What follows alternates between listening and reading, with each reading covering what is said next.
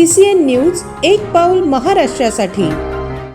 शेतात राबताना शेतकऱ्याला अनेक अडचणींचा सामना करावा लागतो। सध्या राज्यात बैलांची संख्या कमी होत चाललीय, तर दुसरीकडे मशागतीचा खर्चही वाढलाय। परंतु म्हणतात ना, गरज ही शोधाची जननी असते। याचंच एक उत्तम उदाहरण बुलढाण्यातील शेतकऱ्याने दाखवून दिलंय। खामगाव तालुक्यातील गावातील एका कल्पक शेतकऱ्याने शेतीतील आंतरमशागतीसाठी एक अद्भुत जुगाड केलाय। बैलांऐवजी थेट दुचाकीचा वापर करून हा शेतकरी पिकांची कोळपणी करताना दिसतोय। दुचाकीला मागच्या बाजूने कोळपे जोडून अगदी कमी वेळेत आणि कमी खर्चात पिकांची मशागत केली जातीये।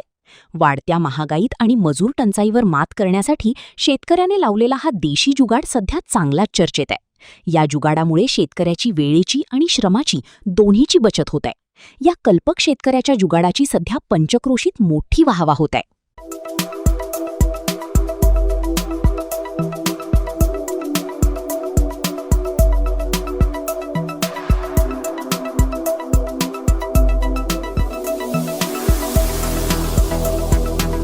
तसेच आपल्या भागातील महत्त्वाच्या बातम्या पाहण्यासाठी CCN न्यूज डेस्क चॅनलला सबस्क्राइब करा आणि बेल आयकॉन प्रेस करा।